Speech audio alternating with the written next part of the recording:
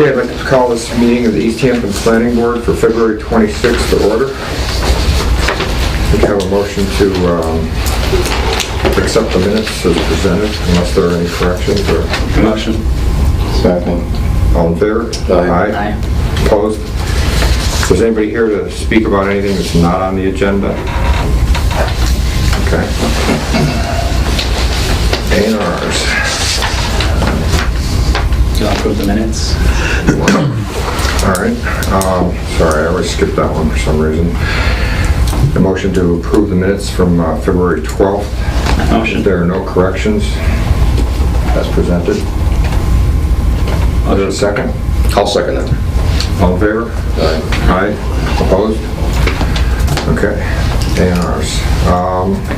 21 Evans Ave. Carol, you want to come up? Sure.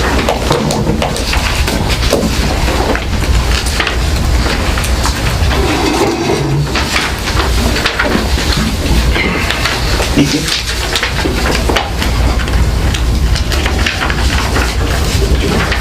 Tell us a little about it. Well, this is still the parcels that are going to be put into the APR someday. And they wanted to have our house lot, which is not going into the APR, which is up lakefront here where our house is.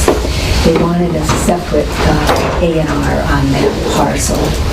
And then there's a second piece down at 6 Pomeroy Meadow Road. So there's two A&Rs.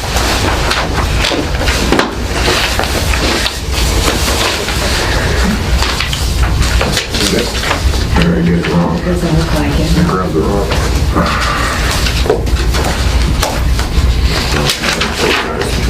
Next one.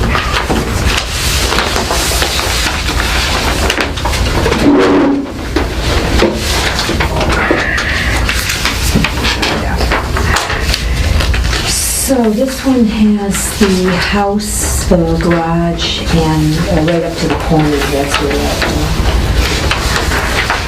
possible redo of the intersection is going to be. So this is A&R'd out of the big piece that's going to go into the APR. And the piece where we live on 21 Evans Avenue, I was here, maybe a month or so ago, and you A&R'd a small piece in between our house and the house next door. But this is just our house lot. The first piece you A&R is going with the APR, but this is not. So the folks at Mass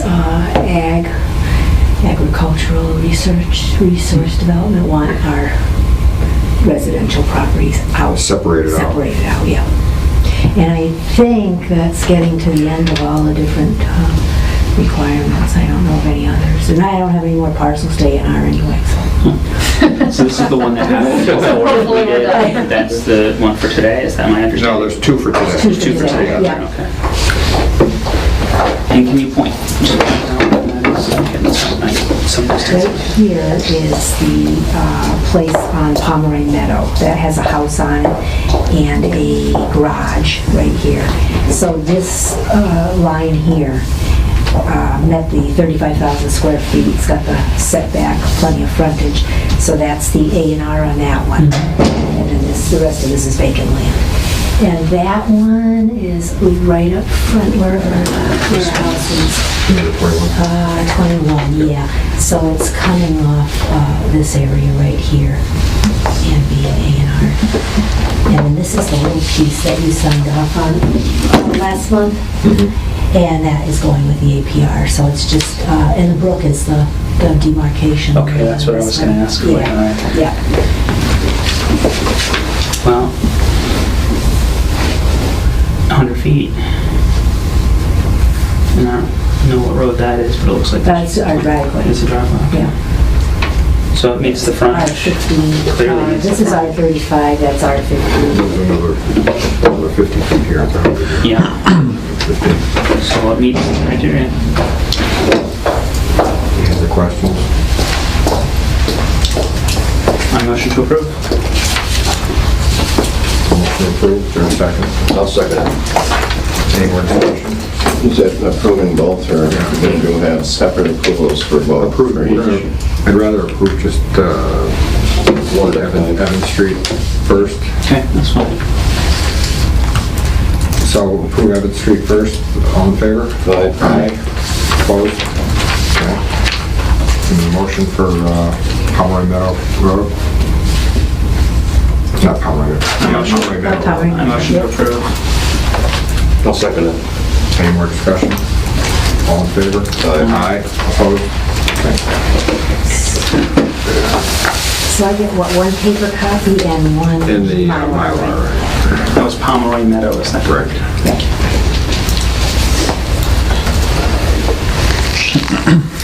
And Evans is Avenue. Thank you. Street. Jessica, I take it you were collected the comments for this?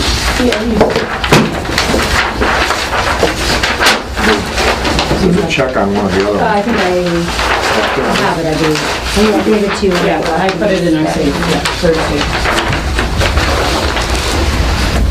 Is this her? That's gonna be for her. Yeah, this is her.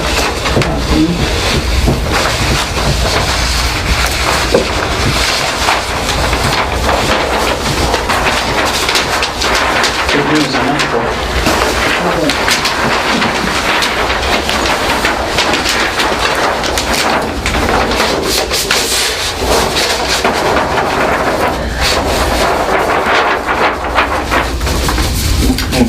I have some elastics if you want, we're gonna grab you some. You have to show up.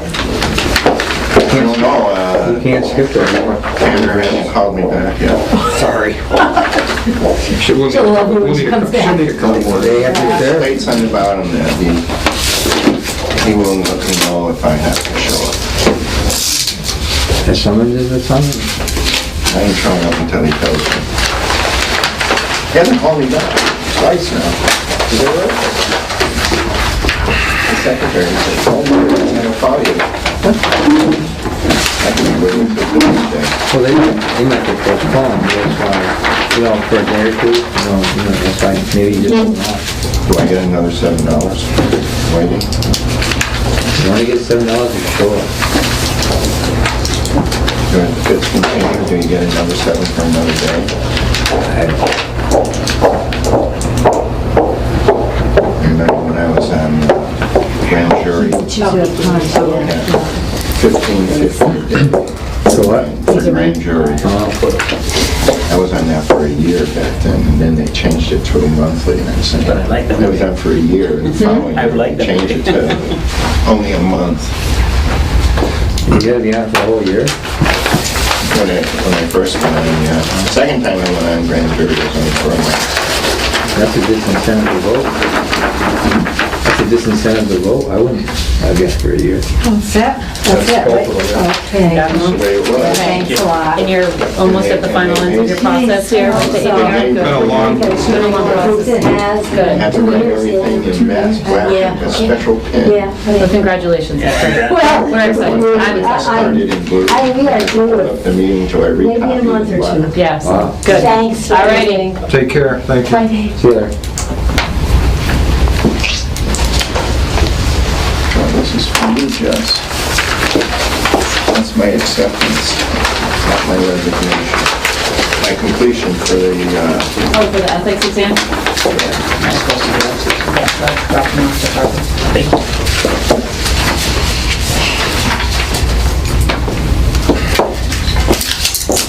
Thank you.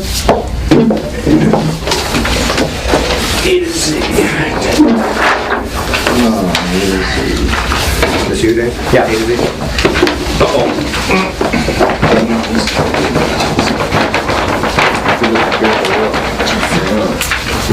Probably would, yes, will do. I got a lot more. Yes, yes. haven't seen Mr. Will here in a while. I don't know why it was mentioned A to Z, it's on this parcel on our properties, but anyway, Sorry. no, My fault. no biggie, no. Thanks, your sister, that's what she said to put down. We did, well, maybe it's because of the DBA. Okay. This is a parcel of land on 221 Northampton Street, Route 10. Right here is East Hampton Savings Bank, new bank. So our parcel is, has a dogleg on O'Neill Street, and what we just want to do right now is make it into 2 lots. There's a wetland in this area, so it can't be, this stands on its own, this stands on its own, so we just want to make 2 lots. And that's all we're doing. Is that what the, I'm sorry, you probably said it before, is that what the bank is? Right here, the bank is right here. They own this parcel as well, but there's a bunch of trees here, there's a drainage ditch and a wetland. But the bank's right here. And because I was typing, what we're doing is splitting the whole thing for 2 These two are lots, being 1 and 2 are being split, okay. Is that lot 1, is that where those gas tanks are? Well, they've been gone since, they no longer have a lease for this. They were right, approximately right here. But they're gone, their pipe has been removed. Yeah, just curious. Yeah, no, Lot 2's frontage just solely on O'Neill Street, correct. and it's 120, am I seeing that correctly? Yeah. And there's plenty on that end. It's good to me. Have no issue with it. I move that we accept as presented. This is zoned Highway business. highway business. A second. So we have a first and a second. Any more discussion? All in favor? Aye. Aye. Opposed?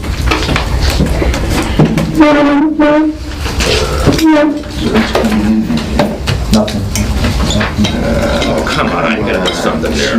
Well, if you would just hurry up and get your ass to court, and then get that solved, and I'll get Stop and Shop. Not there. Yes, sir. That's what I've been waiting for. You have to wait a little bit longer on that one though. No, there's no plans. You want to see what the traffic light does, that's all, and that's the truth. I don't know how to start controversy.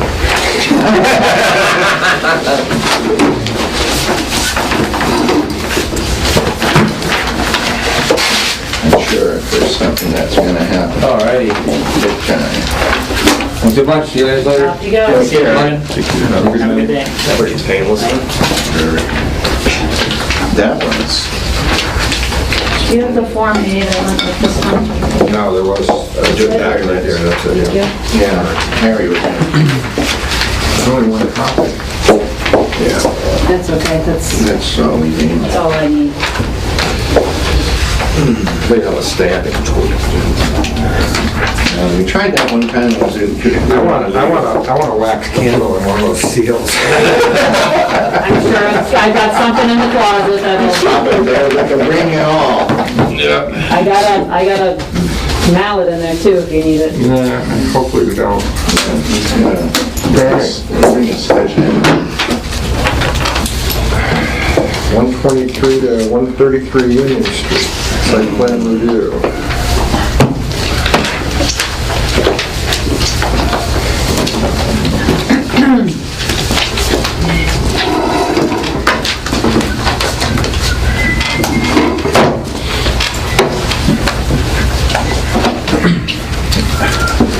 Go ahead. You have the floor.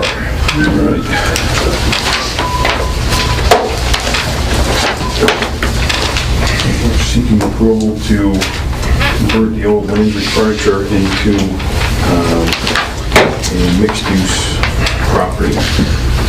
Currently, the first floor, as you see on there, we have a lease signed with another furniture company, so that use will basically stay the same.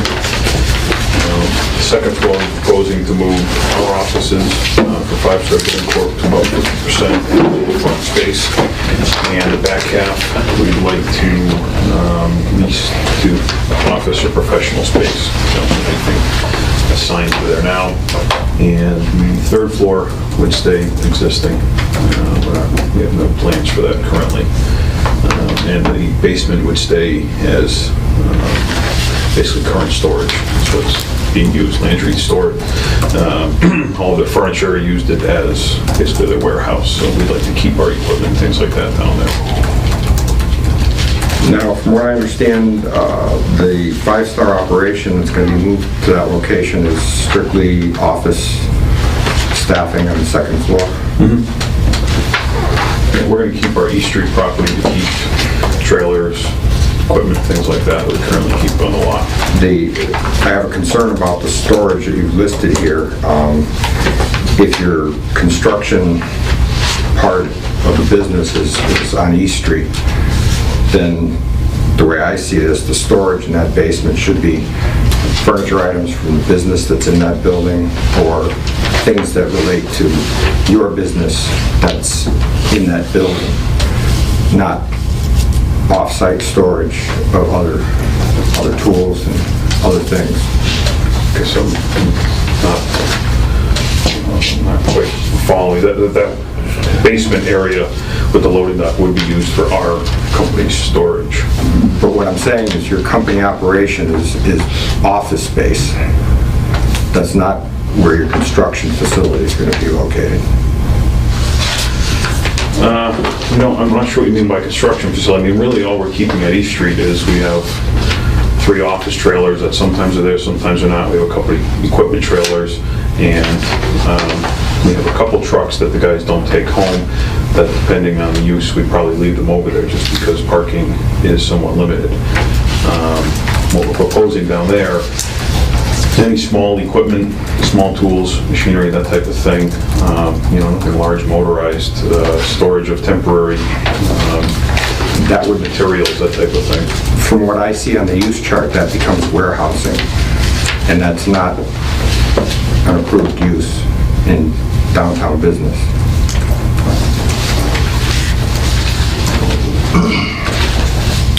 One of what's driving my concern about that is the increased trip frequency that the building is going to generate when you start renting to multiple tenants and have more people in that building.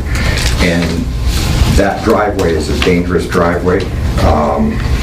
And so my concern is traffic and potential, so that if you have construction equipment stored under there, it means that your construction crews are going to have to drive in and out multiple times, increasing the trips and frequency in that building. Don't necessarily know if that's a correct assumption. I mean, we generally operate as construction managers. We have no carpenters. We have 1 laborer. We're mainly an office facility. We run larger commercial projects. We don't self-perform. We don't have crews coming in and out all day. We don't do anything like that. We store, for example, currently we do a lot of medical. So we have a lot of specific equipment that's used only for medical construction. It may come out once every 2-3 months. They're large stainless steel containment rooms, negative air machines, that type of thing, rolls of poly. It's used very frequently. The guys don't come, we don't have 10 carpenters that are going to be coming down in the morning, loading up and leaving. That's not how we operate. We'll have office staff that will come in anywhere between 7 and 8, stay there all day and leave. But there's no, in and out laborers, that type of thing. It's just not how we operate. It's really just anything incidental. We have, right now we have about 3,500 square feet of barn space. We use about half of that. And, there are some small hand tools and things, but that's from when we used to be more general contractors. We used to do self-perform a lot. We got away from that. We still have the equipment, but we just... So you have another alternative storage spot? We do. It certainly isn't ideal. It doesn't help with our cash flow situation. We really want to lease out our current So you're trying to consolidate? It certainly isn't cost effective or an ideal situation to keep our existing barn. That would have a pretty severe financial impact on us because now I can't lease that space. So where would you put all that material if you didn't have the barn? Well, we're proposing to keep that in the current warehouse location or storage location in the basement of the laundry. And that's... Then it becomes a warehouse. That's warehousing, and that's quite a bit of materials from what I understand when we looked at it.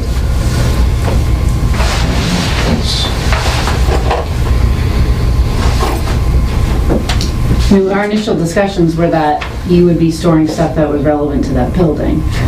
So, that's what we had talked about, and I had said to you that we were sort of treading in this warehousing, and the building inspector had the same opinion. So, in our initial discussions, I said as long as you were storing stuff that was relevant to the businesses that were being in that building, which is what those other businesses previous you had to do, I think you're okay. But if you are going to be storing materials, off-site materials there, then Well, I you're mean- treading in a different arena. So, There's a large difference between, storing a warehouse of materials and anything that, for instance, Landry had a small workshop down there. I mean, I don't see, But if we don't define it well from the get-go, then it becomes a very blurry, fuzzy line.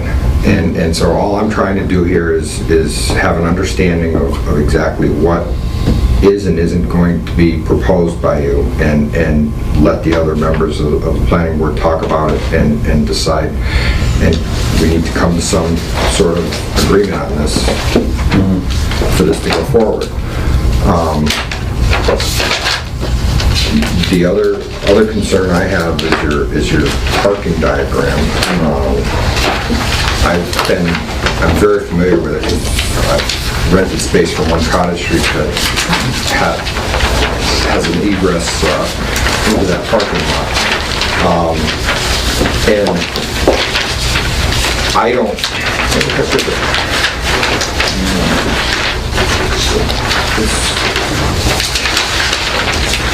see how this is to scale. And maybe it is, but it's the loose one on top, Jeff. I didn't see it either. But underneath your stack. The way this is drawn here suggests that there's room for a row of cars, and if that's to scale, then I guess there is. But I know watching, I used to be able to watch tractor trailers come down here, and depending on what you're going to bring down here for vehicle sizes, there's no way you can park cars like this and get a large tractor trailer truck down there. I have no intentions of getting a trailer truck. In fact, this represents basically losing one of the loading dock bays. Okay. So I mean, we have laid it out, we measured it.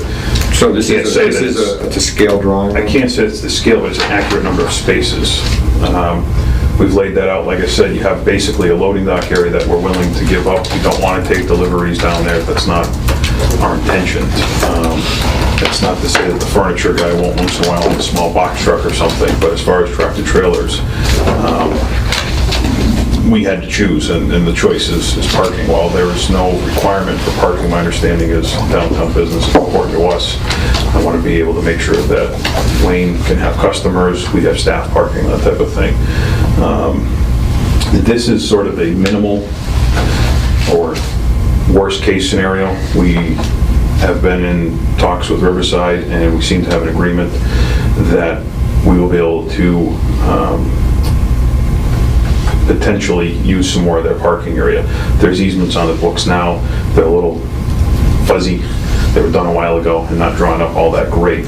So we're hoping to, in the next several months, get a little better understanding of an agreement with Riverside, and that should add about another 10 spaces. It basically goes into this area because this is a little deceiving.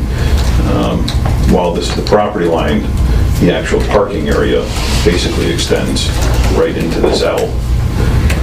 It's deceiving, and it's got topography to it. It's not all flat either in that area. So It's pretty flat except for along here. It's basically a valley, but there's enough to park. At least our staff who's not going in and out in this area is really what we want. Typically we stay, and that would leave the rest of this for customer, and we intend the 3 spaces in the front to do 2 handicapped and 1 customer for Wayne's if they're coming and running in real quick or something. that was my next. I don't want you to get the wrong impression here. This is not all negative. I applaud the fact that you're going to help rejuvenate a building that needs attention. So I am glad that a local business is taking it up. So don't feel like this is all negative. Just a few of these things. Anybody else have? I think you raised good points. Definitely love the changes that are potentially coming of this, but I do think that your point on warehousing is something that needs to be taken very seriously, and we need to really know whether or not that's going to be appropriate. So. Harry? put this stuff in here, and say you put some stuff in there, okay? How long is it in there before you use it? Forever. I mean, the short answer is I wish I could take you guys into our current barn. I have 6 table saws, 7 chop boxes, countless equipment that hasn't moved there in years and years because we grew, we transformed. No, I mean, the stuff that they're concerned about is a warehousing. We don't warehouse materials because we don't So sell. the point I'm trying to make here is you move stuff in there. It's not going to generate traffic. Is it used right away? It's, quite honestly, So it honestly wouldn't be storage, it'd be something you're putting in there and you're gonna be using it, say, within what, a couple of days or whatever? No, they're warehousing tools. it would really stay. I mean, for the majority of what we have in our barn now is, small tools and small equipment that basically stays there and doesn't leave. We don't self-perform anything. Once in a great while, there may be a delivery of materials or something that we can't take on the job, for instance. You can't put that in there, though. That's warehousing. Well, I mean, if we can't take that, we can't. I mean, it's more important for us to just get any equipment that goes in there and it basically stays in there. I mean, I don't know. You can't say that you're going to put equipment in there and not take it out. I mean, that doesn't make sense. If you weren't going to use it ever again, why wouldn't you sell it and dispose of it? Well, because it's nice to have a work area if we need it down there. So is it a work area? We use our barn now. I mean, like I said, I wish we'd take you in there and see what it is. I mean, we have an area now that if the guys need something, they have an area. I mean, we're in construction. It doesn't make sense to sell every tool I own just because I don't use it, on a job site. Well, I'm just trying to cut to the chase here and really find out what the use is, and it sounds a little muddy to me.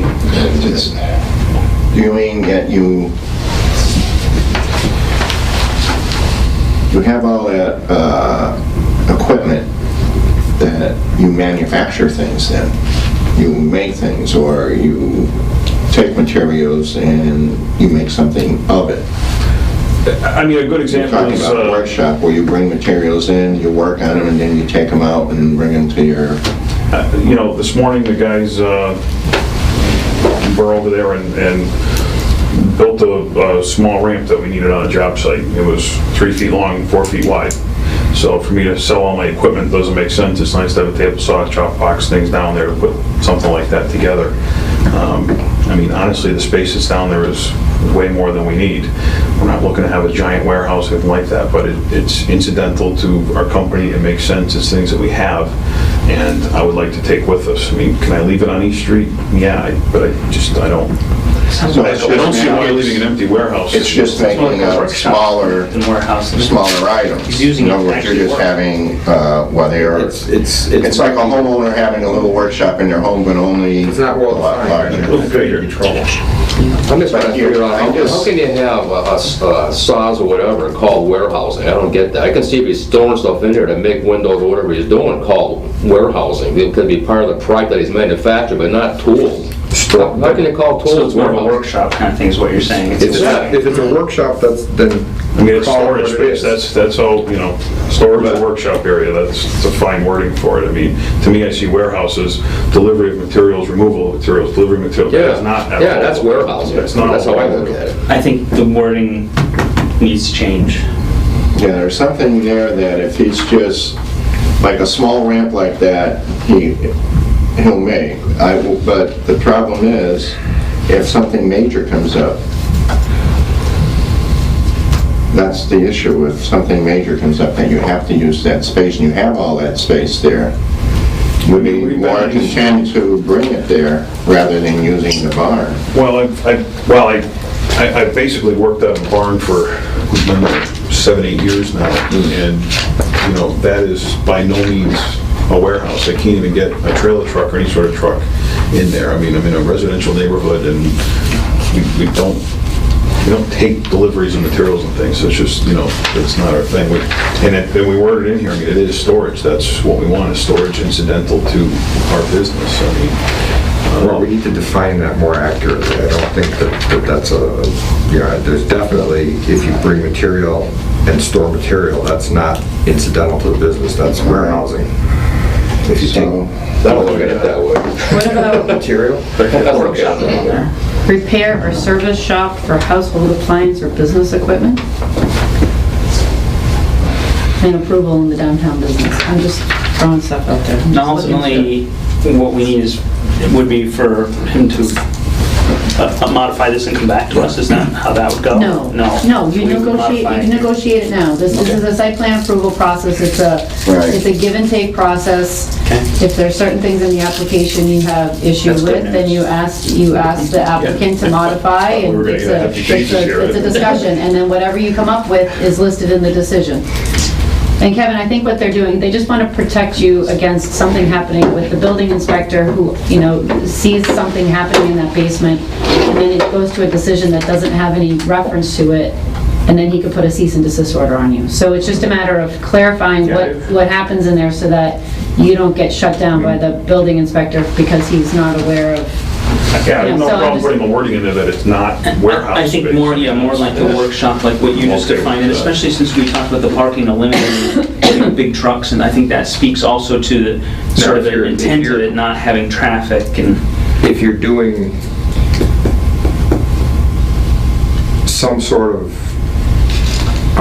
repair work or fabrication that is allowed in the downtown business district, and you have materials delivered to utilize in there, then that's reasonable to have materials brought in, because you're going to do I like the something ramp with that it. you just I mean, the described. extent of materials, the guy's going to Flurry's for a sheet of plywood and three But, 2x4s. but if you have a job site like you outlined that can't take the materials yet, you can't store it there for a period of days or weeks or whatever, that it can't be done. Because if we sanction it in one business in downtown and it's against the zoning, then we have to allow everybody to do it, so we might as well throw the zoning out. Yeah, I mean, I understand, I have a harder time with I guess, the logical approach to it, only because you have a furniture business there that could receive 10 tractor trailers every day. I mean, Landry's received nothing but tractor trailers. I'm eliminating a loading dock, and if I see a box truck once every 6 months, I'd be surprised, so. It's not about being for or against it. To me, it's a process of defining it more clearly. Because if you read this paragraph here, that depending on who you ask to read it, when you're saying storage incidental to the business, that's not really a definable term in my mind. Let's get it to be a term that will work. So, Well, as long as we're very clear on material, if it's material for jobs that can't be delivered to another job site, that's very clear. So that's easy. You know that. So if you're storing tools that are not being moved from job site to job site, you're using it as business storage, then that seems to be what you're saying.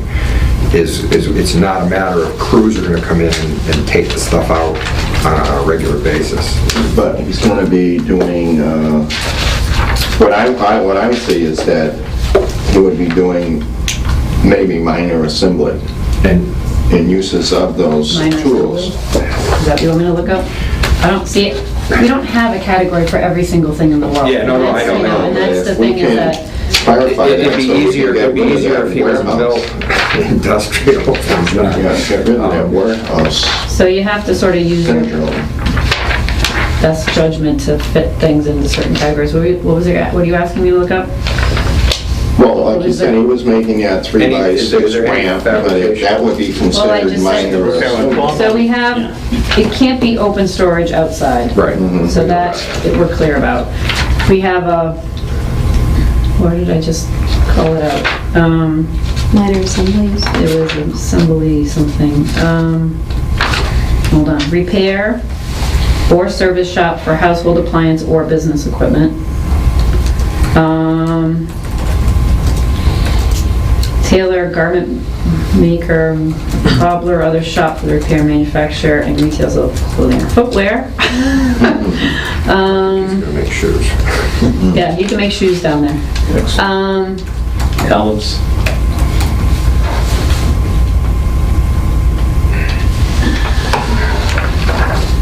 Then we have the, all other categories, so. All other professional business offices and services. It's not a junkyard. I mean,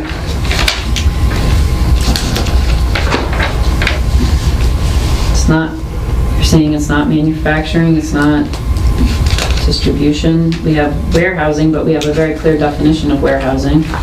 Would you like me to read that to you? What does that say?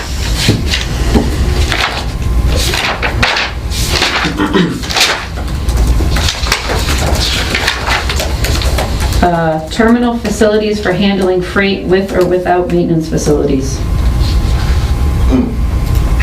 That's pretty general. It's not specific. Why we need a zoning update.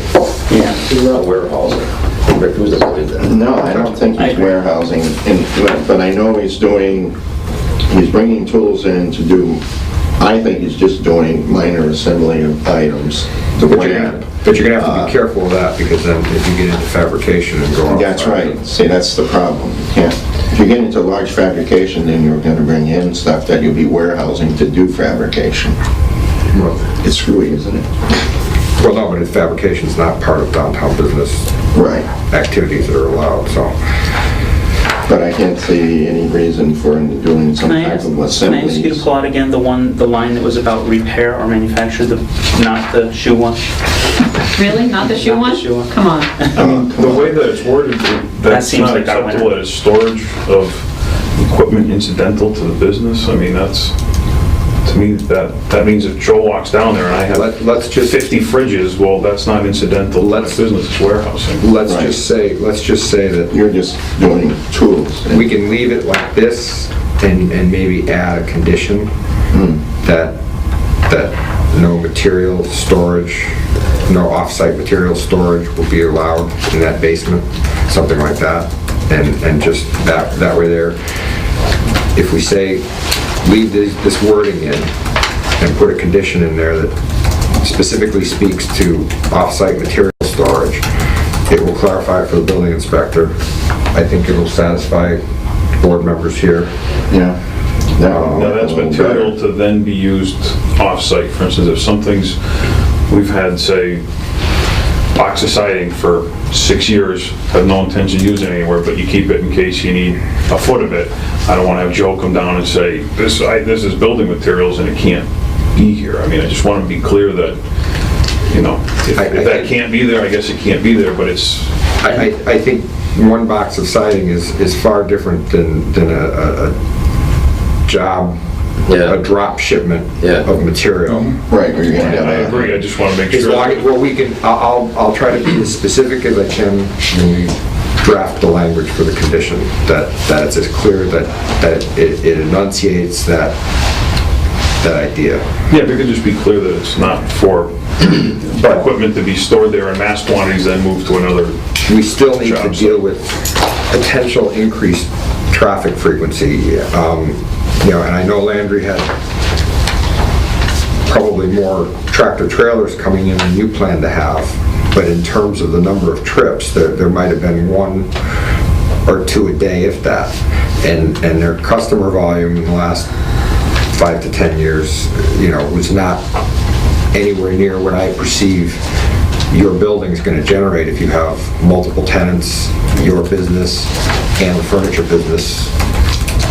I mean, we don't ever really anticipate trailer truck deliveries. I mean, the parking is designed as such that it won't work. No, but what I'm getting at is you're going to have a much higher frequency of trips going in and out. And this driveway out onto Union Street with that on the restaurant side, on the right side as you're pulling out, is pretty hard to see. And if you take a left there, yeah, you're trying to see traffic coming from where there's a hill and bushes in the way, and the stacking from the lights there is not really good.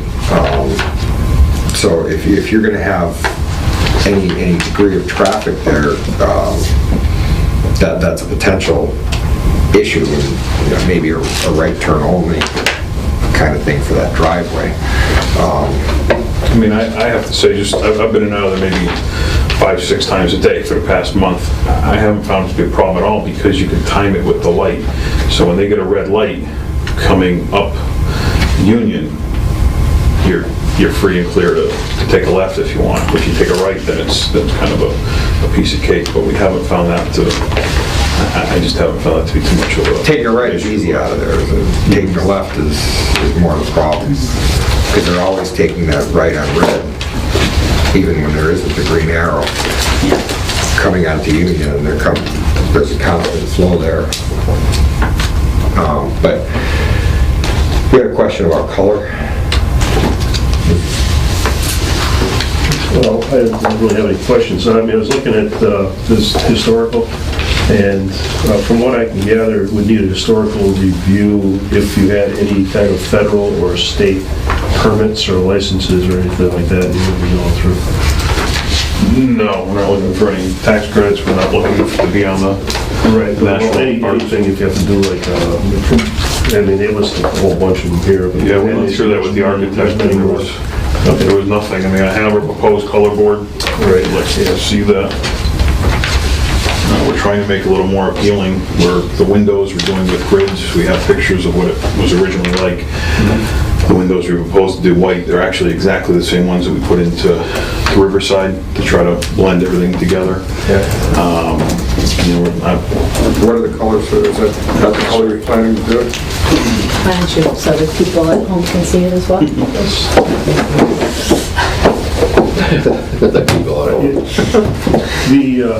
As far as the permit, they were really kind of vague about it. They just say there's many more. This is what the historical says.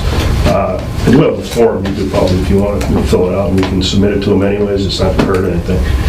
And probably our next meeting for the historical commission is on the 23rd of March, and more than welcome to come and tell everybody what you're doing, because I'm sure they'd love to hear it anyways.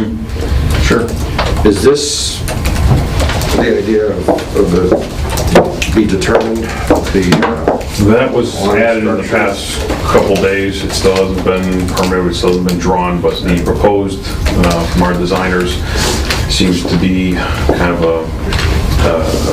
a flat roof with rod returns back to the building, kind of fits the period the best, as opposed to the somewhat unattractive cedar canopy that used to be over there. So that's a little more fitting. I mean, I would love to do the brick entry, but that's just not in the budget.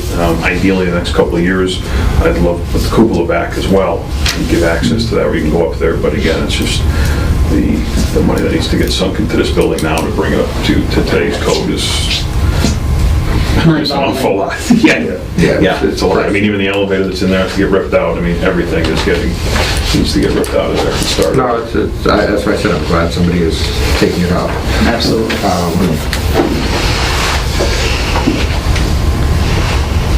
The inside, we've kind of in talks with the Historic Society to do a display. You okay with this? A little bit down the street. Give it back to you.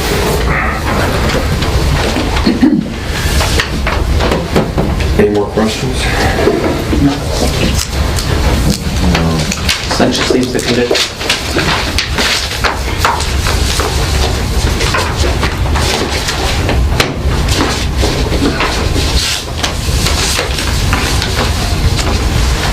So the traffic issue is more for point of discussion, or there's some... Well, it's part of the criteria that we're supposed to consider in the site plan review. And so I brought it out there and wanted to bring it into the discussion for board members to think about. Do you feel like you'd want an opinion from the city engineer or somebody like that at DPW I was just going to say, regarding the closeness of the intersection? We're not subject matter experts. My opinion is that I'd like to ask the city engineer and the police chief for comment. That's wise.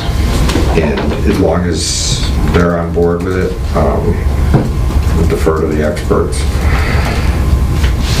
And it's more to see if they have any ideas of how we could best serve this. It's not to say that we're trying to prevent you from doing anything here. I don't want you to feel that way.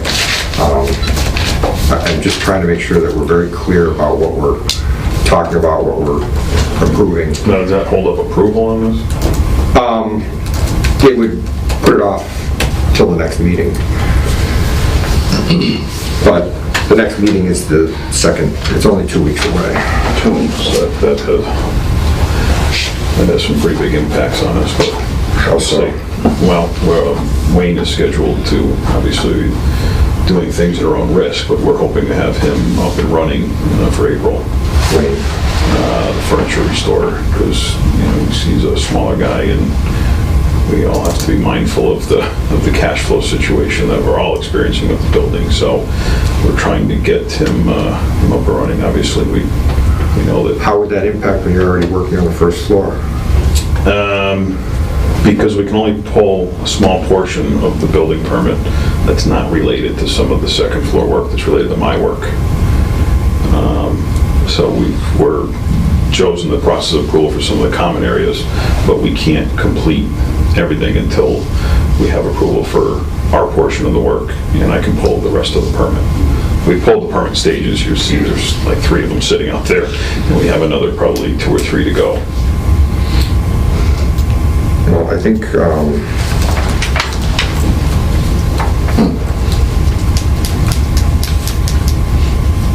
yeah, we're talking about exactly 2 weeks. We're just looking for an opinion, right, from the chief engineer, and that's not an actual approval. Well, I think,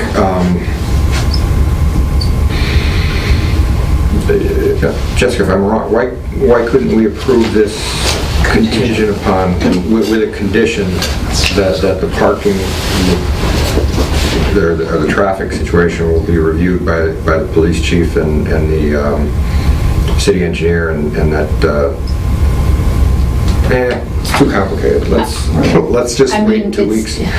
This is getting way too complicated. Right. We're making it more than what it really is, I'm telling you. If you have a concern about traffic flow coming out of that driveway, I think that you've asked for an opinion. I don't know. I mean, it's your call. I mean, I understand where he's coming from, and he's a business owner and he needs to move forward, but I hate to have you be in a spot either where you've approved something and then something comes up from the city engineer that you haven't had a chance to discuss and would change how you might draft a condition or as part of it. So it's your call. So, I mean, if you don't, it's up to you. If you want to wait, if you don't think there's an issue and you can move forward, that's fine. If you want an opinion from Jim, if you feel better about that, that's fine too. If you want to do your approval based on what that is, but you might end up with a condition that says, maybe there is only right-hand turns out there, and if you're okay with putting that decision in there without actually discussing it as a board. How many trips do you figure you're going to come in and out every day? Put it that way. I don't know. I wish Wayne the best, and I hope he's got 1,000 customers a day, but I have no idea. I mean, I have to think that his primary interest is out front. I think he's going to be, people are going to be looking for on-street parking and the 3 spots out front. After that, worst case, you're going out back. Our staff, some of us come in at 7, the rest come in at 8. We're there all day until 4 o'clock. All right, so the only people that will be coming in and out are the guys going to the furniture stores. You got all that other rental space on the We don't second know floor what that's not rented that yet. proposed. I mean, to me, It's a blind. It's just an unknown at this can we point. pull the parking out and come back for, parking's not a requirement of downtown business. I mean, I would have been better off. This is traffic, not parking. We're talking. But if there was no parking back here, I would have been better off. Jim might say that it's fine. I don't know what he would Yeah, I say. know. And then you'd be sort of pushing things off for 2 weeks for him to just say it's all fine I and mean, good. Jim's been there several times because we've been dealing with utilities. I just can't see there be a problem. You got the little mall up the street where people come in out of the auto parts store every day. You got the diner right just the next house down, and his cars constantly coming out of that diner. Mm-hmm. So what's the problem coming in out of that driveway? I just can't see what the big deal is here. The only problem that coming out of that driveway is making, the right-hand turns have always been the best way to go. But for other people coming in, making that left-hand turn, like you say, it is. If you use that signal light, you can take that left-hand turn anytime you want. But it's been that way, and it hasn't changed, and I don't think Jim can make it change. I don't know how it can change. The only thing he could Like do is... Harry said, we've got other businesses on both sides of the road. And that's what it is. I mean, It's gonna be there no matter what. Worst comes to worst, if there's enough accidents, the city will take action on it. Right. That's the other thing. Yeah, so that's You know, the I one thing hate I to- didn't want to say. If there's enough accidents, I they'll mean, change it's it. probably been the highest traffic flow that building's seen in, I don't know how many years, for the past 2 weeks since we bought it. And it's probably the highest flow it's gonna see from when, once construction stops, it's gonna dip way Right. down. I mean, I just can't see this being that big of a deal. Is Just there- can't. With site plan reviews, is there ever Right. a situation where a traffic review is mandatory? I agree with you. I don't see any issue with No, not mandatory. going in there. Not like a special permit. That's been I an was just issue asking for if there was ever a 50 situation years, and that it'll be an review or issue traffic until like Just go by Lambert, you just see one car sitting there at that store. You can go by, you see the same car parked out there for the, like, you know, you might see two, and they'd be, you know, forever going on a business sale, and, you know, Yeah. this is the last sale, and this is the retirement sale, and this is nobody whatever. will believe they when it actually happens. Yeah, so holy shit, they're actually out of business. Do you feel like it's something you can vote on tonight? I admit to being mildly conflicted, however, I think that overall, I would vote in favor. You could vote for it tonight, and you both feel that way? Absolutely. Okay. Absolutely. Okay, so how do you feel about, Like to if we- discuss your conditions. if we condition the material storage and define it as material, construction material for other jobs that are intended for other locations, or Your earlier statement was adding a condition that no off-site material storage will be allowed in the basement. That's what you had said earlier. Right. Does that... Is that enough? Do you want to modify that? That doesn't work. I don't want to say, That doesn't no, work. I don't want to say just, we're trying to say No, like that's- off-site storage, like no drop shipments of material, rather than saying material storage, because if he's got a box of siding, then No drop shipments of off-site material? no drop shipments of material, yeah, no No drop drop But it wasn't, shipments. you couldn't say like larger than, you know, whatever, like you can't. So we're splitting hairs. So you can't drop ship any off-site, any materials intended for another location. Any materials intended for another location, okay. Now, this doesn't limit Wayne to coming back there, using the loading dock, and bringing it No, from. I don't have. No, because that that's his, won't that's his Okay. business. It's not intended for an off-site. So He's that, gonna be doing what he's doing, that should allow everything to work. I hope. This may sound complicated, but you gotta do this, No, I understand. I just, unfortunately. Sometimes You you- consider sometimes you go. Sometimes common sense versus what's, And you this know. isn't just the basement, it's the whole building, or are we specifically referring to? We're just talking about material, storage. Just the basement. Just It the is- it is basement, in the actually, basement. because that's where the most storage area is, if there is Because any. this stayed in the basement. Yeah. So I wanted- So right now, the wording is no drop shipments of any materials intended for another location will be allowed in the basement. Will be stored in the basement. Just have somebody read that, and they'll be so confused, they'll never even ask you about it. Oh, sorry, you want me to modify it to be will be stored? Right. Will be Okay, so stored, no yeah. no drop shipments of any materials intended for another location will be stored in the basement. Right. Okay. That seems very definitive and shouldn't be, have anything to do with your tools. But if you had to make a ramp, you could do it If he that buys a way. sheet of plywood, that's not, That's what I mean. He can do their minor assemblage or whatever, just, I think. you know, we're not granting you authority to do assembly work. No. That's something you have to deal with the building inspector about, Right. if it comes to that. But In traffic flow, we can't do anything about it because if it's you been there. if you replace any lighting, do you have anything in this plan for I lighting? want to address that in probably a separate issue, because it's a little premature. I don't know what the other space is going to be. If the other tenant space ends up being, again, like an 8 to 4, there's adequate lighting back there. if a tenant ends up doing something that's off hours, I'd rather come back with some sort of proposed lighting plan. Because Well, it won't be, Wouldn't we do Unless it's not necessary. if we grant this, then it's He only... can amend it. We can amend later. Absolutely. But Okay. I You can just amend want to the make sure that decision if he it's comes dark sky back. compatible and that we're within... I really have no intentions on touching it. I mean, it's adequate back there Gonna now. stay with the daylight hours and, How about the classic snow removal?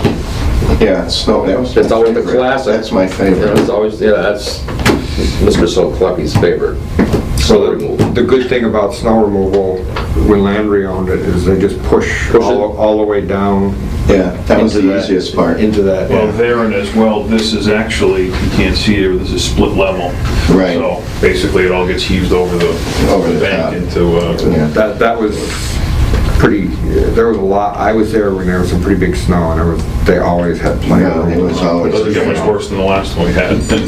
We made room with that What's one. it's out of curiosity, things, how close is it from there in the back of this thing to get to the back of, say, Riverside? Is there, I know they got all that driveway in the back there, how close is this to that?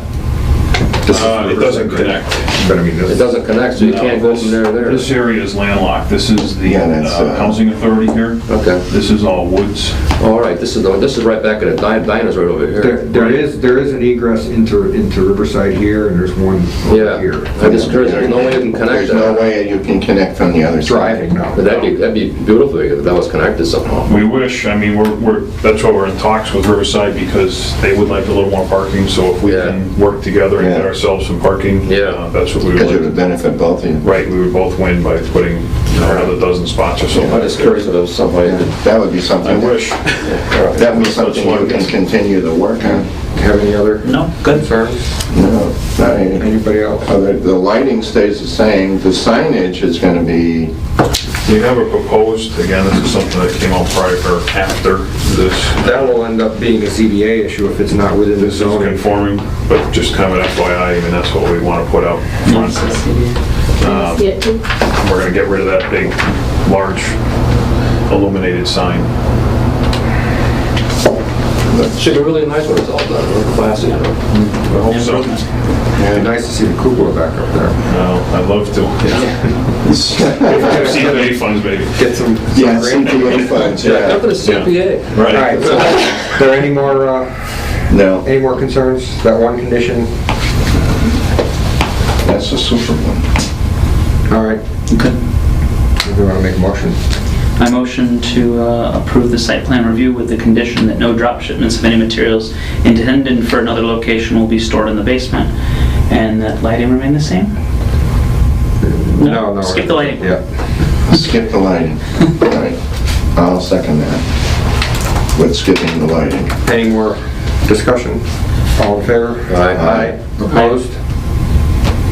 All set. All right, great. Get the decision drafted and handed in the city clerk. Great, thank you. Appreciate it. And just so you know, there's a 20-day appeal period after the decision's filed with the city clerk. My own risk. Great work. Thank you. Thank you. Yeah, take care. I see, I understand. Okay. I understand your concern about that. About the traffic? No, about the warehousing. Yeah. I understand your concern. That really has bad traffic potential, so. It's a building that's been used, you know, I just want to see everything, all the rules maintained. You don't want to lose ends anymore, I understand. No, I agree with you, Ron. It was something that I even had issue that was historic, because when we went over on East Street, when that barn was first there, and the stuff that was being put in there would be overpowering. And it would, you just can't have more than one or two tractor trailers going in and out of there. Talking about East Street, if you ever did the conditions on that wrecking service, and looked at the actual conditions, Oh, yeah, you would actually see John. Well, guess what? Exactly. I don't know if that's the problem. Okay, what do we got now? It's that same old catch-22. Yeah. On a historical section. All right, back to residential kitchens. Oh, boy. We have Well, the this is good, you know? health agent with us tonight to Good answer any evening, board. questions. Hi. I think I know Ron, but I don't know the other gentleman. Would you introduce yourselves? Harry Schuman? Hi, Harry. Chet Seklecki. James Zarvis, pleasure to meet you. Nice to meet you all, too. I'm Jackie Duda, I'm your health agent. She rocks. For just about a year now. She's a rock star. I've been rocking for a year. How can I help the board? Last meeting, I sort of tried to paraphrase your concerns about this, but I mean, you might as well just give us your opinion. Okay. Well, just for reference, I prepared some things for the board, just some handouts. These are standard handouts from Department of Public Health. This is the top one is a brochure on residential kitchens, and attached to that is almost exactly the same stuff in just a different wording. Thank you. And, Do you have an extra? I've seen this and You have, read it thoroughly. okay, okay. Oh, this is what you emailed. Perhaps I did email that to you, Yeah. that makes sense that I would have done that, yeah. Well, residential kitchens are fairly innocuous. They're limited to home cooking of only non-potentially hazardous foods, and when we talk about potentially hazardous foods, that's a term in the food code that denotes things that grow bacteria quickly, in a nutshell. Things that are high protein, high moisture, example meat, are potentially hazardous. Things like cupcakes and brownies and cookies are not. They just don't grow bacteria very quickly, and they don't grow much of it. So I guess public health feels that if people prepare things in their home with limited oversight of local officials, that probably can't hurt too many people. You can always drop something bad into a brownie mix, but we hope that won't happen. Boards of health are the oversight, as long as a residential kitchen keeps their sales to non-wholesale. So that if an individual wants to bake cookies from her home and sell them from her home, or sell them at a farmer's market, or sell them out on the street, or whatever means they have, that they're allowed to do that according to the food code. Zoning may say something different. A wholesale license is also available to residential kitchens as long as they stay within the 7 or 8 simple guidelines. And wholesale kitchens are licensed by the state Department of Public Health rather than I. It's a little bit more of a process, a little bit more expensive for the homeowner, but it's allowed. In that case, then you can bake your cookie, sell it to Big E's at a lower price, and then Big E sells it to the public. That's wholesaling. Baked goods that don't contain custards and don't contain fresh creams are acceptable. Canned goods are not, with the exception of jams and jellies. And that's pretty much it in a nutshell. And when we talked earlier, I did express that the one concern I have is if residential kitchens are allowed in East Hampton, how will I inspect them all?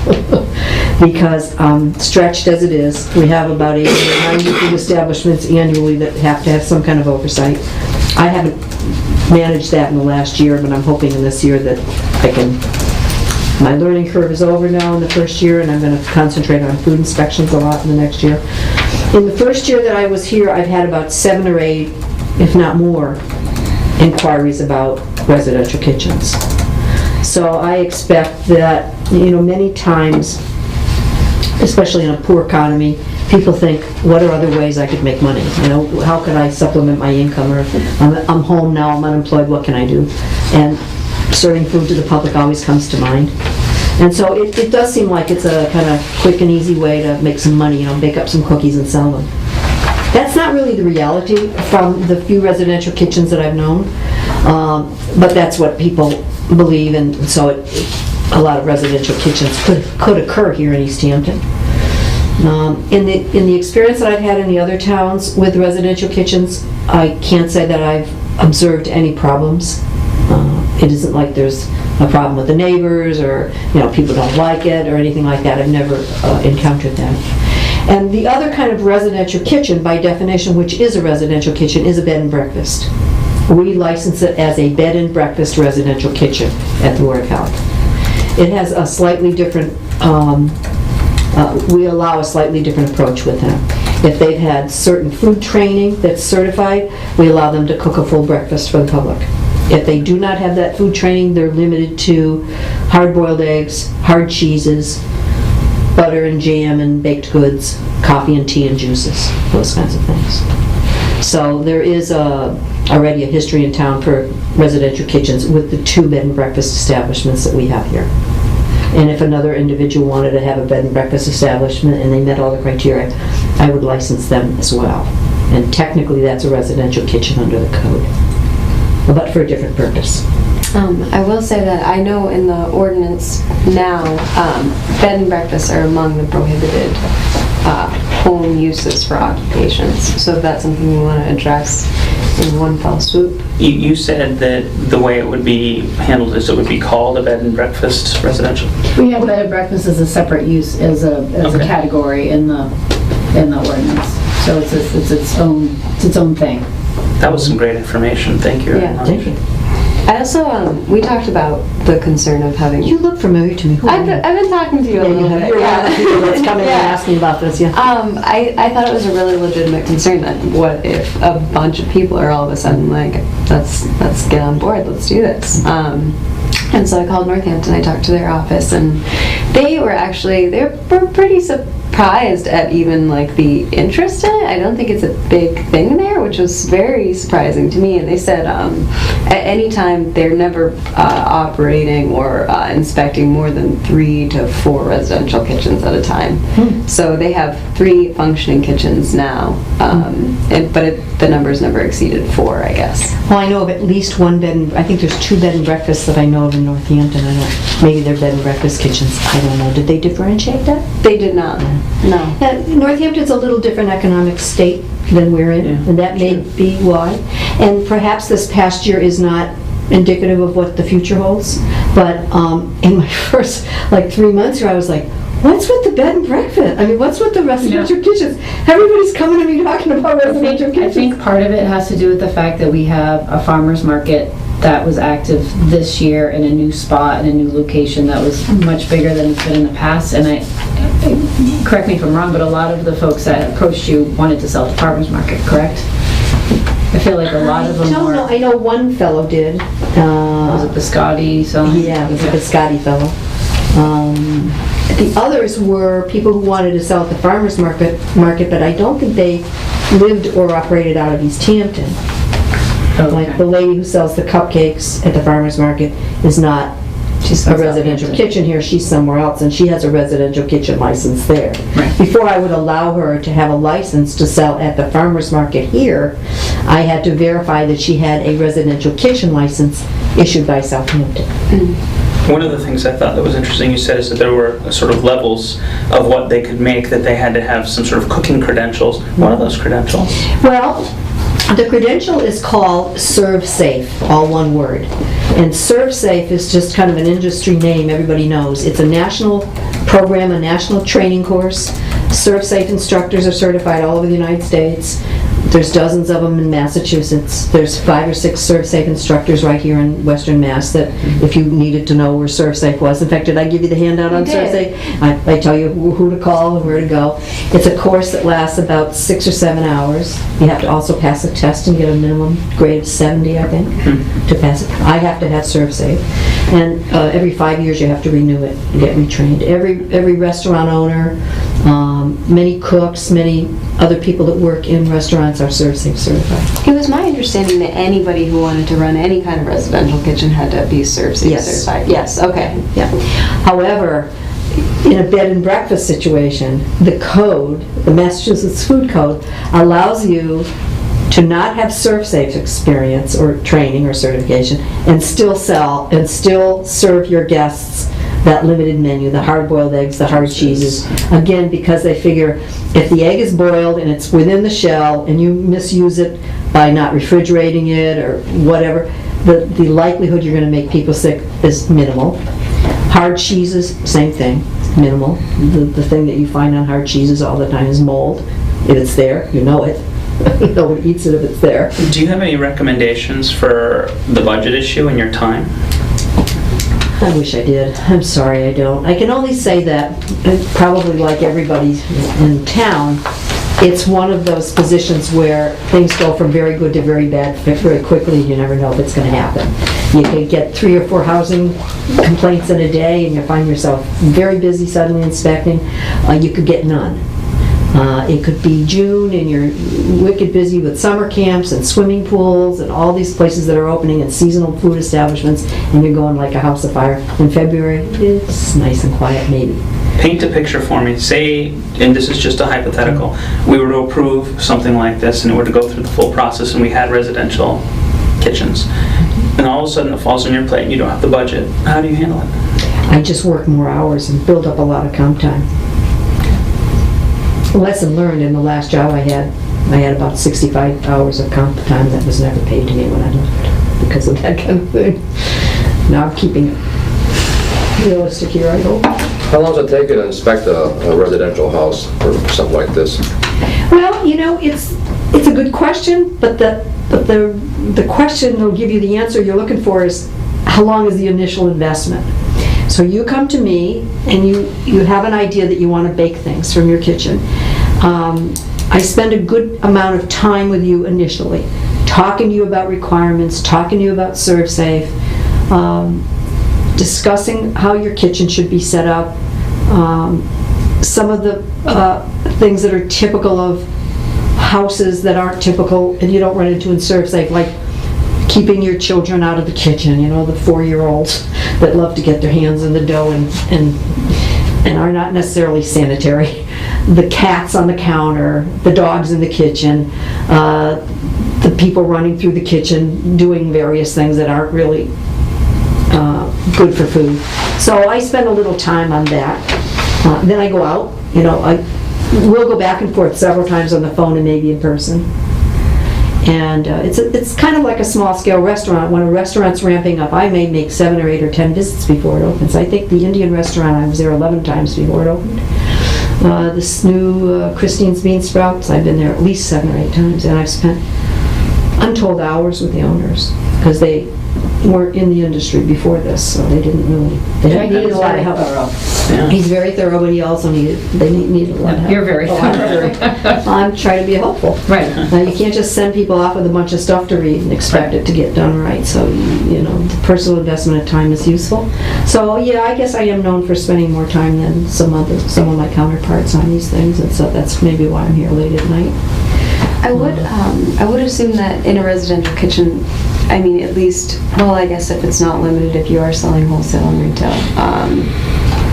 the limited quantity you can produce from a home, does that make it easier to inspect, or does it make it more difficult because there are more obstacles? It doesn't make it easier. It doesn't matter really if you're going to make 100 cookies in a day or 2. Right. You still need to have, you know, a sanitizer and a clean counters and some method of storing your perishables and a refrigerator with a thermometer. Mm-hmm. To answer your question more directly, maybe I'll spend an hour at your house.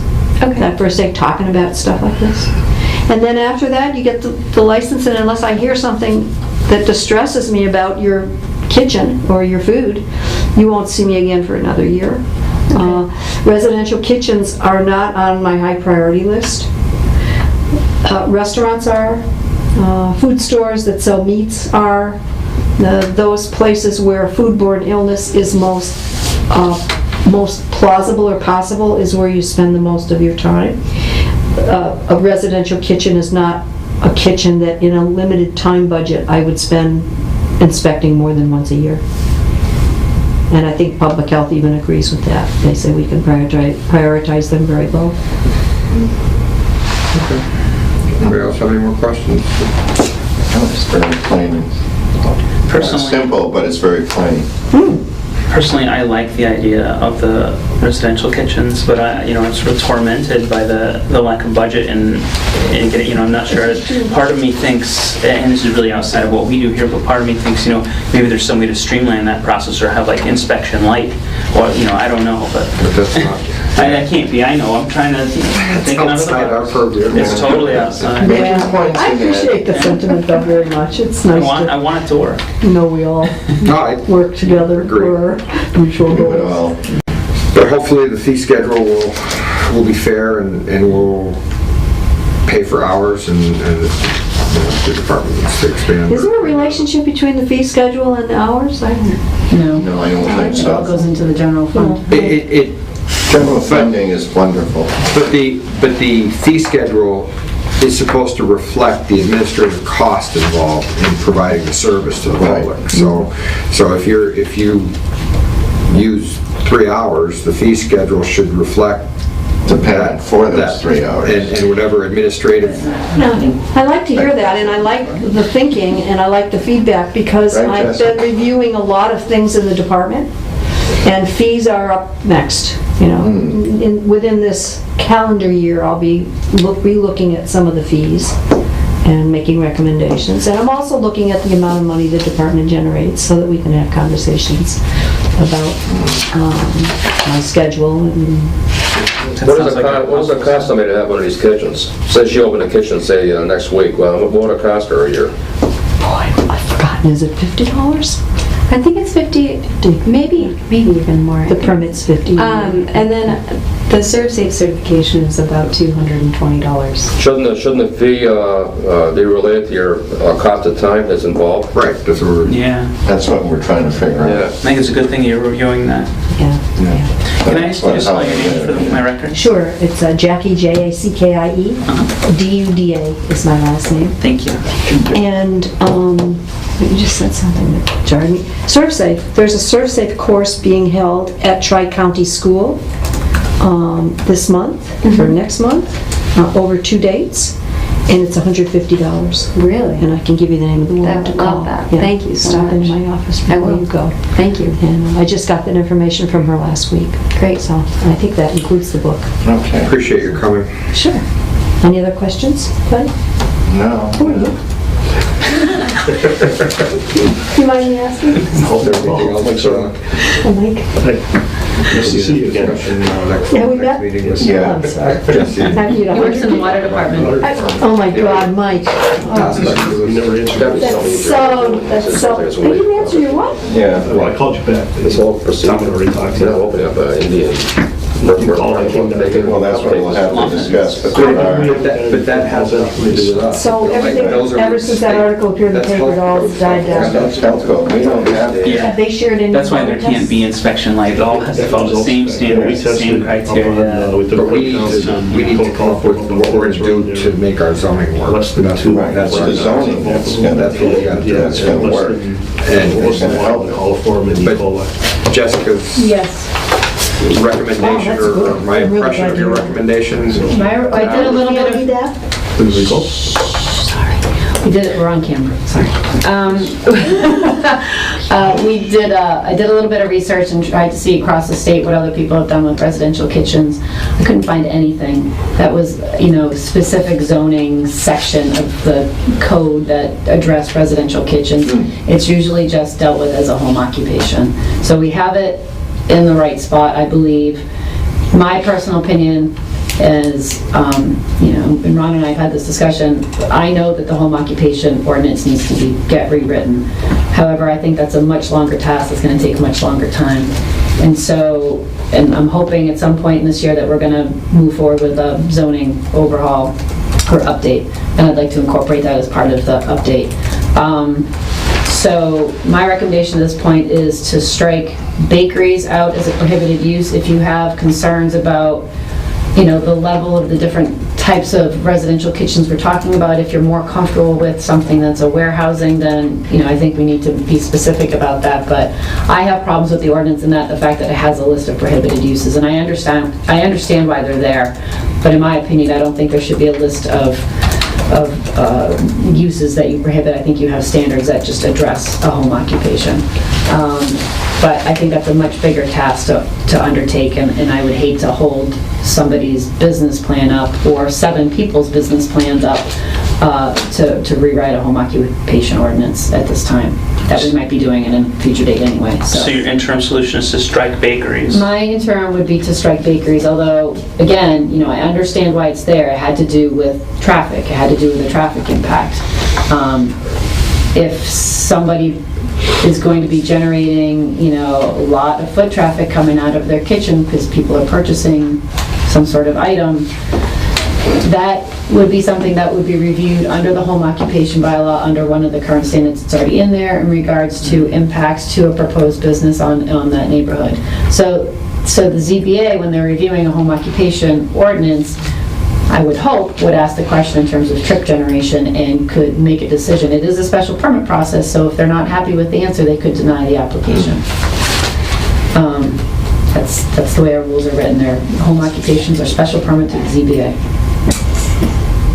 I have something I'd like to add, and I mirror what you're saying in most of it. When you're talking about no longer prohibiting bakeries, a bakery and a residential kitchen has two different definitions in our food code. So if you were going to do anything to accommodate residential kitchens, if you could use the term residential kitchen so that there's consistency, and you might even want to say residential kitchen as defined by 105 CMR 590, which is the state food code. That begs the question then, if it says specifically bakery, does it specifically say residential? Well, I have to say that the building inspector has always interpreted the zoning ordinance to any residential kitchen, in his opinion, falls under bakery. But you said specifically that it's not. That's under the health code. That's We're under looking the in the health zoning Yeah, code. we have different definitions. Different definitions for different things, and I think Okay. that might be an interesting point. Maybe we don't need to change the zoning, and maybe there needs to be a letter Yeah. that's sent from the planning board to the building inspector explaining how you disagree with his decision regarding bakeries. If you don't, and we could reference the Yeah. definitions in the Of the food code. residential kitchen, and that would make it clean throughout, because then we'd be on the same page, and there's a legal definition to this and so forth. And there's a separate legal definition for a bakery and a residential kitchen Yeah. under the health codes. I'm certain there is a definition for bakery somewhere in our health code, yeah. If we try both of those. Because under the residential kitchen rules, you can have a residential kitchen and do nothing but bake, Building but can grape jelly. But it would not require a change in our zoning I don't know, this is, if the interpreter, I'll do some legwork and work on that for the next meeting. and we Yeah. can What continue is, this. do you know offhand what a bakery is defined as? I don't have that with me, no. Or, I mean, because, Let's get this meeting wrapped up here. I like that's heading. because I think that it'd be more efficient for us to sort of internally come to an agreement on the definition between us and the building inspector. Agreed. Because he's the one who's been basically putting his foot down. I think that if we showed some legal definitions and referenced them in disagreement, he might reconsider. And that would avoid having to go through the entire ordinance amendment process, which Yeah. can take months, even for something minor, could take months. Right. Like Harry It would- suggested, get the two of them in a room together. But let We should me get the building do some, inspector here too. let me do some investigating with the building inspector for the next meeting, and we'll continue our discussion at the next meeting in any case, in any event. I'll report back to what that is. We have the health department input into our decision-making process. So we're still moving forward. Can I just ask, Jackie, could you email me and I'll forward to the planning board the legal health definition for bakery? Sure. Residential kitchen? Is there anything else that you want to, other definition that would be relevant here? No, that because you would bed and wanna- breakfast is usually Not bed and breakfast. more, Yeah, I don't want to There confuse there it. was the two levels of the residential There's kitchen. the Wholesale and retail. wholesale and Wholesale and retail. wholesale. could you also retail. forward me on that email? Absolutely. Thank you so much. This may have been a longer end run around Yeah. something that, That's okay. I'm seeing light at the end of the tunnel, though. I mean, maybe I'm just optimistic. but it's a good discussion, it's a healthy discussion. Yeah. And the building inspector and I have a very good working relationship. Oh, We could work something out. He's reasonable if we, If we provide him If we- documentation, right. something that he can stick in the file that says that this decision has been made, and that he has I think in having a legal definition that he can fall back on is huge. So, this might be the answer to the problem. okay, good. Anything else? You have something? I guess to say? my only concern would be that if what I'm proposing to do does fall under the category of a bakery. And so then after we get this approved and we say, okay, residential's are, kitchens are okay, but bakery is not. Well, I can tell you one thing, that for sure, one of the definitions that define the two or separate the two is that you're doing it at your home. Right. If you were doing it in a commercial space and all you were doing is baking, I'd call you a bakery. Right. But if I'm baking things exclusively from my home, Then you're a residential kitchen. okay. And you can also make jellies and jams if you like. Better stay home, or go. And then I guess why would it be in the home occupation ordinances? They don't want a full-service bakery in a residential Right. neighborhood. Right. Okay. The There's home, good reasoning behind the home Yeah, occupation sure. ordinance was written, this ordinance that we're working off of was 1995. I went back to the previous iteration and it was the exact same language in that zoning, which was from So it carried. 91, 80s, and I think it was initially adopted in 86 or something like Okay. that. So it's been around for a really long time and it does need an update, and there's a very specific list, and a lot of it just had to do with trip generation. So if you've got a use that's going to have a lot of traffic coming in and out, Right. somebody who's cutting hair every half hour, something that might cause a nuisance to their neighbors and be problematic, Totally understand. then that's why this list was created. And so I think bakery is being sort of one of those high trip generators that somebody could be coming in and out and picking up a muffin and leaving, Right. probably is why it made it onto the list. And at that baking at point. 3 o'clock in the morning and creating an awful lot of trash. Bakeries create a You lot go of along the refuse. list. Singing and dancing while you bake, you know. Fresh, kind of rodents, Anything else? Right. Also. fresh baked goods. If there's nothing else I before make a the board, motion with anything else to adjourn. Will Second. you need me at your next meeting? Good. all in favor? Aye. Opposed? We're adjourned.